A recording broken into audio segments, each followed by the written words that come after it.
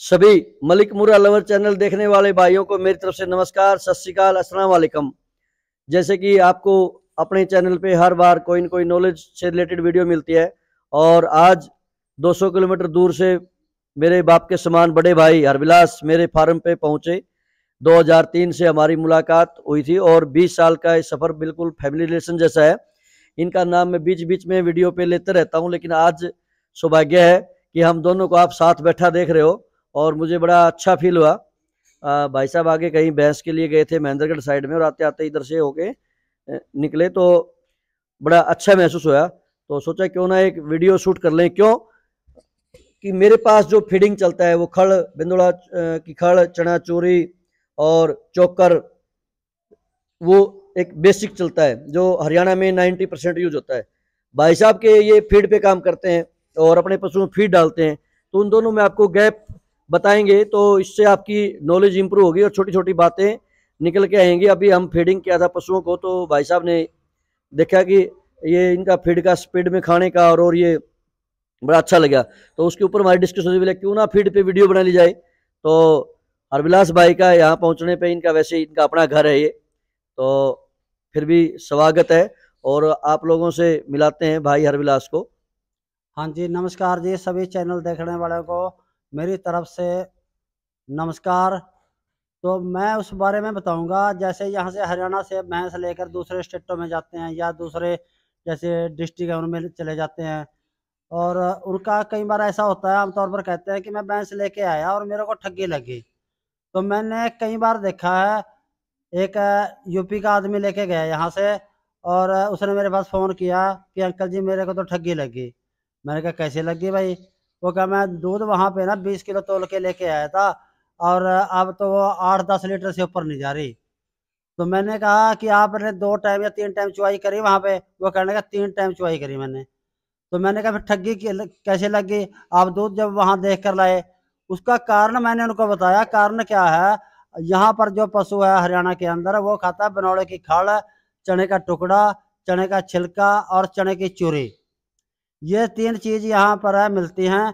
और जो दूसरी फीड है जिनके अंदर बाई आइटमें मिलती हैं, जैसे मैं अपनी तैयार कराता हूँ, वो बाद की बात है। वो उन पशुओं के लिए है जो हमने पक्के तौर पर रखे हुए हैं।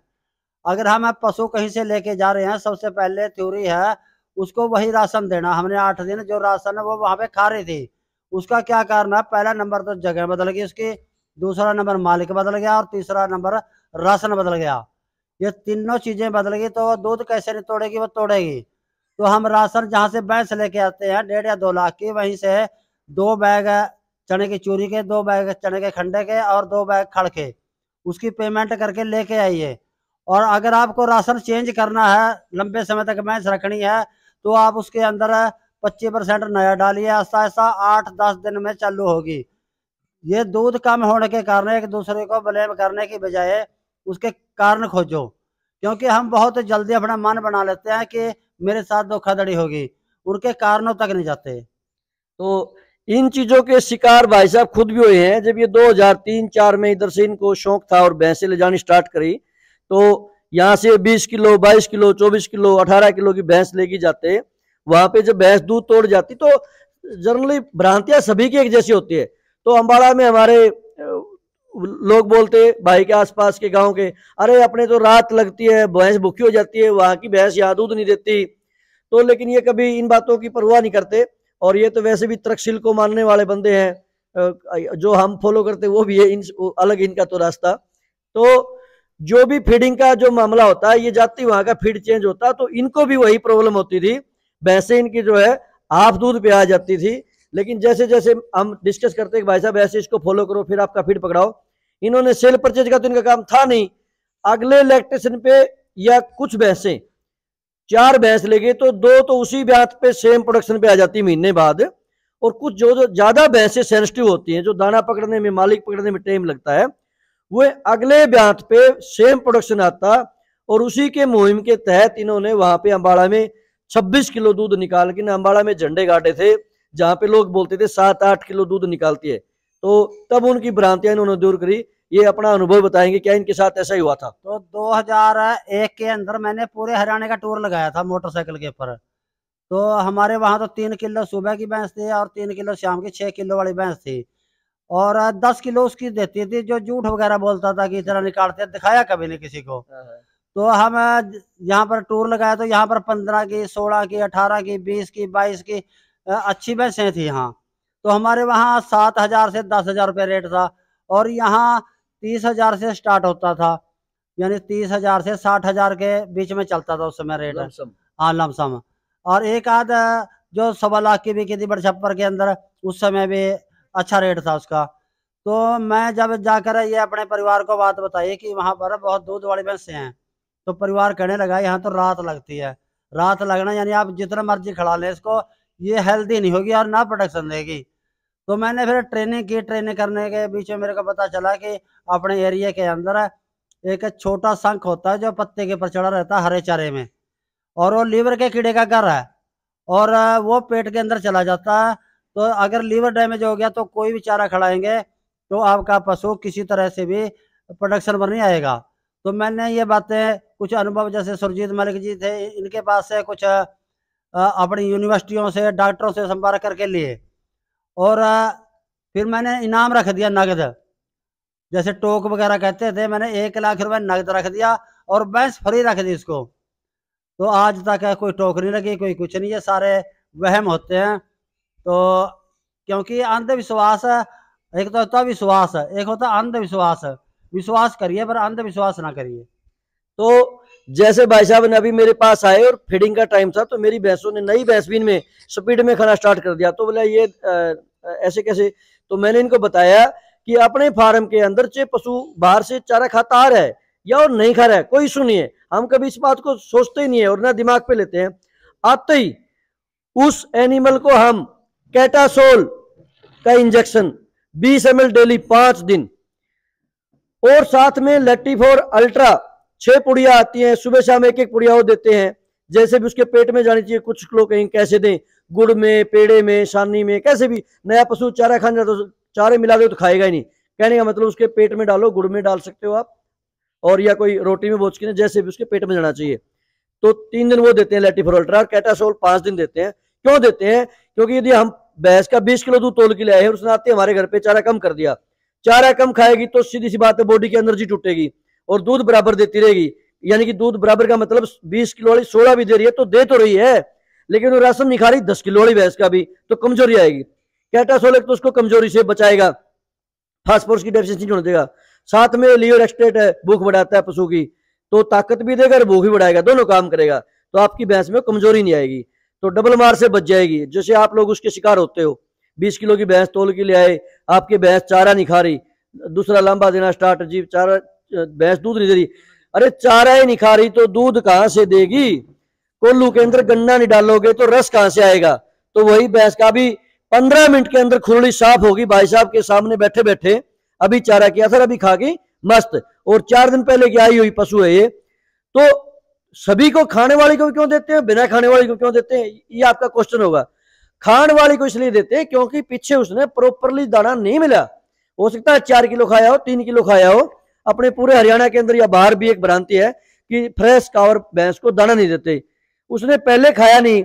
मेरे घर पे आते यदि 5 किलो डालूंगा तो वो ओफिड हो जाएगी, एक दिन तो खा लेगी, अगले दिन छोड़ देगी। तो हम उधर से तो उसको कैटासोल और वो लेटिफोर अल्ट्रा, प्रोविसेक की गोली या डाइजामैक्स वैक्स जो भी है भूख की, वो देते रहेंगे और बराबर दाना।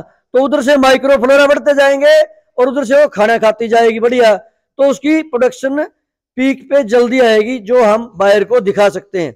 यदि हम 10 दिन तक भैंस का नेचुरली खाने का वेट करेंगे तो 10 दिन में वो 14-15 दिन की ब्याही हो जाएगी। 3-4 दिन की हम उसको लेके आए हैं। उसके बाद वो दूध पे लेंगे, तब तक उसके टिश्यू दूध के वो सुस्त हो जाएंगे, दाना लेट पकड़ेगी। तो 1.5 महीने की वैसे फिर बाहर आके आप लोगों में से बोलेगा भाई साहब तो 1.5 महीने की ब्याही हो रही है, 1.5 महीने से पहले दूध पीने आएगी तो दिखाएंगे कि आपको। तो इसलिए जो खड़ चोरी का जो हमारे यहाँ ट्रेंड है, अभी हमारे घर के जो एनिमल तो परमानेंटली हमारे बहुत कम होते हैं, तो उनके लिए अलग से फीड हम करवाते नहीं। तो भाई साहब के पास वहां क्या होता है, फीड करवाते हैं। भले ही एक बार भैंस जाके दाना तोड़े, लेकिन जैसे ही वो फीड को पकड़ लेती है तो 1 महीने के बाद, 20 दिन के बाद वो दूध पे आ जाती है, फिर रेगुलर अच्छा दूध देती है। ये आज का हमारा टॉपिक था, नए पशु को दाना पकड़ाने का क्या माध्यम है। तो वो समस्याएं आपको नहीं, हमें भी आती हैं, लेकिन हम उसके लिए पहले से अपने दिमाग को तैयार रखते हैं, उसका कोई स्ट्रेस नहीं लेते कि इसने खाना है कि नहीं खाना, खाएगी तो अच्छी बात है, नहीं खाएगी तो खिला देंगे। तो ये इसी के साथ एक और बात, हाँ, तो जैसे नई भैंस लेके आते हैं और जो दूध की प्रोडक्शन पर आती नहीं हो कई बार, और जो उसका बच्चा होता है आमतौर पर डेयरी फार्म वाला उसको दूध नहीं चुंगाता, जबकि दूध उस भैंस ने उस बच्चे के लिए दिया हुआ है। बच्चे का बहुत बड़ा शोषण है।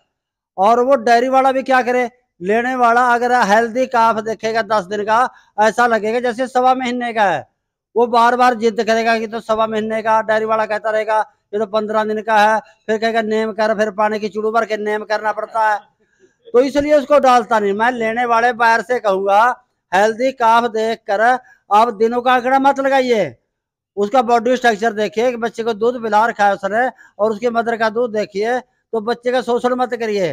पीछे हम 2 भैंसे लेके गए, ऐसे काफ थे देखने को जी नहीं करता था। तो इसीलिए मैं सब खरीदने वाले से कहता हूँ आप काफ का हेल्दी बना देखकर दिनों का आंकड़ा मत निकालिए। यदि बच्चा हेल्दी है तो भाई साहब ने बताया कि भैंस दूध बच्चे के लिए देती है, हमारे लिए नहीं देती, तभी हम भैंस के पहले बच्चा छोड़ते हैं, वो शेप में आ जाती है। क्योंकि ह्यूमन बॉडी जो है ना वो मेंटली शार्प है, यानी कि तेज है ना, वो शेर को भी काबू कर लेती है। तो भैंस को भी इसी तरह हम वो डेली बच्चा छोड़ के उसको उल्लू बनाते रहते हैं, वो दूध तो बच्चे ही उतारती है। तो वो आपने देखा भी है, कई भैंसों का बच्चा मर जाता है तो दूध नहीं देती। तो इसीलिए हम अपने फार्म के ऊपर काफ की बहुत ज्यादा केयर करते हैं। और जो जनरली डेयरी फार्म वाले जो सिटी वगैरह के अंदर, जो भी मैं नाम लेना चाहता, जो बहुत ज्यादा भैंसे सेल करते हैं, वो बच्चे को निचोड़ के रखते हैं, क्योंकि उनको झूठ का सहारा लेना होता है। 1.5 महीने की भैंस ब्याही हो जाएगी, बोलेंगे बच्चा 15 दिन का है, उनकी मजबूरी है बच्चा मारना, क्योंकि सामने वाले ओनर को आप बोलोगे। इसलिए बच्चे की हेल्थ देखो, उसकी हेल्थ कितनी अच्छी है, क्योंकि वहां से तो निकल गया वो बच्चा जैसे तैसे जिंदा था, लेकिन जैसे ही जगह चेंज हो गई, आप जाके उसको दूध छोड़ोगे, उसको मोक लग जाएगी या बच्चा मर जाएगा, तो बच्चा मरने के बाद में आपका 1.5 लाख है, 2 लाख है, वो भैंस आपकी डिस्ट्रॉय हो जाएगी, यानी कि खराब हो जाएगी।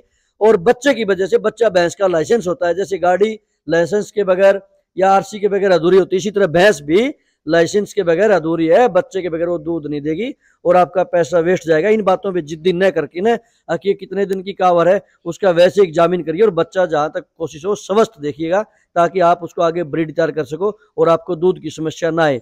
हर छोटी से छोटी बात का हमारा आपके साथ शेयर करने का माध्यम होता है कि आप किसी भी कंफ्यूजन के शिकार ना हो। इसी बात के साथ आप लोगों का बहुत बहुत धन्यवाद, और हरविलास भाई का भी अपने फार्म पे आने के लिए बहुत बहुत धन्यवाद। मैं सभी से कहना चाहूंगा, मेरा चैनल है हरविलास डेयरी फार्म के नाम से, और बहुत से लोगों ने कर रखा है, 12,000 के करीब सब्सक्राइबर हैं। तो मैं आशा करूंगा कि आगे से आगे शेयर करके सब्सक्राइब कराएंगे। और मेरा मकसद रहता है सुबह 8 बजे से रात के 11 बजे तक फोन अटेंड करना। अगर इमरजेंसी है तो दिन में फोन कर लो, अगर इमरजेंसी नहीं, लंबी बात करें, जानकारी लेने, तो रात को 8 से 11 तक जब मर्जी कर सकते हैं। कुछ लोग बोलते हैं जो हरविलास के चैनल को फॉलो करते हैं, वो आपकी और उनकी बातें मिलती जुलती होती हैं। वही आपको पता है कि मेरा 24 घंटे की फोन की सर्विस होती है, वही इनकी होती है, क्योंकि हमारा सीधी सी बात है जो हमारे दिमाग में है। जैसे हम यहाँ पहुंचे हैं कि बहुत सारे फार्मर भाई हमारी जगह ऐसे ही पहुंचे और फार्मर इसको एक अच्छा प्रोफेशनल बनाए। छोटी मोटी जॉब से बढ़िया एक छोटे बिजनेस का मालिक होना बहुत बढ़िया बात है।